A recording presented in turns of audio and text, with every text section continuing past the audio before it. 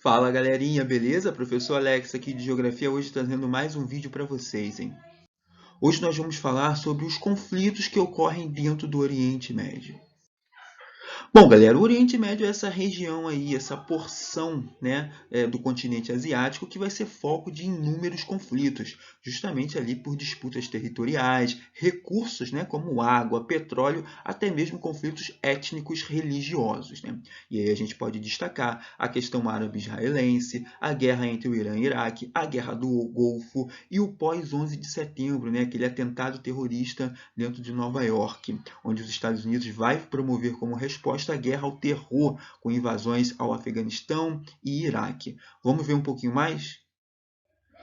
O conflito árabe-israelense ele vai ter início ali durante a Segunda Guerra Mundial com o Holocausto, né? Quando os judeus eles vão ser caçados e dizimados pelos grupos nazistas da Alemanha, né? E aí, com o fim da Segunda Guerra Mundial, a gente vai ter a interferência da ONU, a Organização das Nações Unidas, diante de toda essa situação, na tentativa de promover uma ação humanitária contra os grupos judeus. E aí vai ser proposto, vai ser feita uma reunião onde vai ser, com os Estados-membros, onde vai ser proposta a criação de um Estado judeu que fosse dentro da Palestina. Sendo que a Palestina é de população de origem árabe, né? E aí dentro dessa divisão, 57% do território seriam dos judeus e 43% seriam dos palestinos, né? E aí vai ser reconhecido esse Estado da Palestina, né? Claro que isso vai ficar completamente revoltado os povos árabes e isso vai dar início a um conflito armado, sendo que,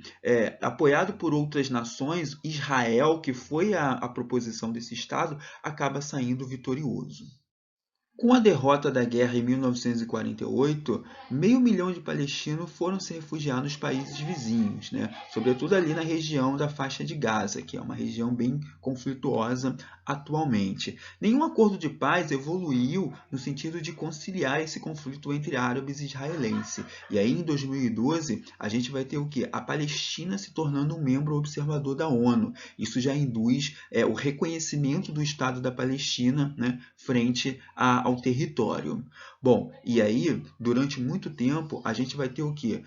Não tem um acordo de paz, vai se gerar disputas pelo controle da cidade de Jerusalém, que é uma cidade santa, é uma cidade bem importante dentro do seu território, e que vai ser construído um muro, o muro da Cisjordânia, que vai separar árabes e israelenses, né? Sobretudo também fazendo uma divisão territorial. Surgirão assentamentos judaicos em áreas palestinas, grupos radicais, influências externas, sobretudo aí os Estados Unidos, né, tem um grande apoio a Israel, pois tanto que Israel é um país até industrializado se a gente for pensar em todos os países do Oriente Médio.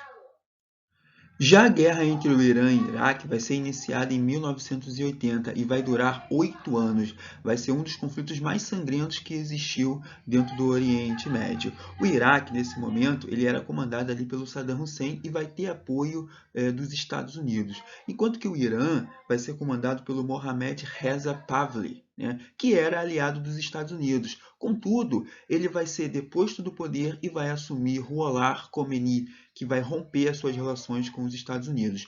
O seu governo de Khomeini vai ser pautado ali no fundamentalismo islâmico, né? Um pouco mais radical.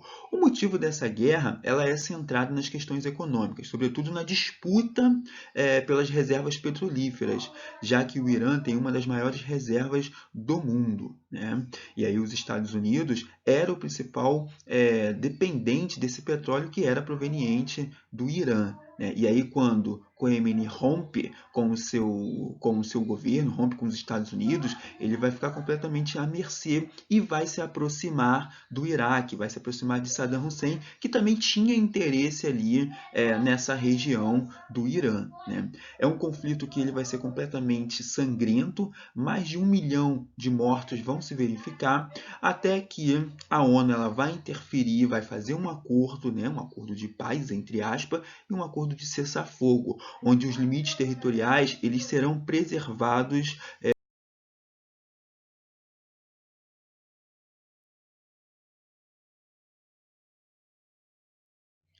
A Guerra do Golfo vai ter início em 1990, quando o Irã vai tentar anexar o Kuwait ao seu território, justificando que eles estavam vendendo mais petróleo do que o permitido pela OPEP, né? E isso vai impactar diretamente na redução nos preços de barris de petróleo. Os Estados Unidos, por sua vez, que até então eram aliados dos iraquianos, vai fazer uma intervenção. Contudo, o fechamento do Golfo Pérsico vai afetar diretamente o fornecimento ali dos barris de petróleo para os Estados Unidos, o que vai promover uma elevação desses preços de barris de petróleo, né? Vai ter início, então, a um conflito aéreo, num primeiro momento, até 1991, quando a gente começa a verificar um conflito terrestre que vai durar por mais de 100 horas, né?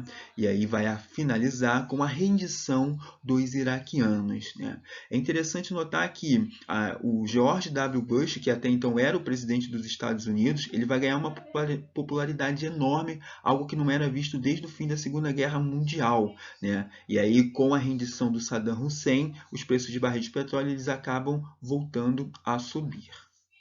Depois a gente vai ter um momento aí conhecido Guerra contra o Terror, que vai ser uma resposta imediata ali, uma consequência ao atentado de 11 de setembro de 2001, onde um grupo terrorista chamado de Al-Qaeda, né, liderado aí por Osama Bin Laden, vai lançar 2 aviões às Torres Gêmeas em Nova York. Foi um momento, foi uma tragédia, né, bem complicada para o mundo todo. E aí algumas pessoas se perguntavam por que esse grupo terrorista ele lançou esses aviões a essas torres, né, essas torres gêmeas, que eram edifícios comerciais, né, em Nova York. Seria por conta de quê? De uma islamofobia, ou seja, esse preconceito contra a cultura islâmica, ou na verdade esse grupo estava tentando dar uma resposta, né, a uma economia norte-americana, aos Estados Unidos, sobre toda a repreensão que é dada aos islâmicos, né, ali no Oriente Médio. Bom, o fato é que após esse atentado de 11 de setembro, George W. Bush, né, o seu filho, na verdade, que era filho do George W. Bush, o então ex-presidente, vai declarar guerra ao terror. Era uma política de repressão a grupos terroristas, que tinha como foco ali no Afeganistão e no Iraque, né? Essa guerra ao terror ela vai se propagar pelo mundo todo, vai se intensificar o fluxo de imigrantes dentro dos Estados Unidos, né? Vai iniciar um controle de vigilância dentro da região do Oriente Médio, justamente ali com o objetivo de estar chegando ao Saddam Hussein, né? E a estes países aí, a esses grupos radicais islâmicos em que promovem esses atentados terroristas. Bom, galera, obrigado pela atenção, vou ficando por aqui e até a próxima.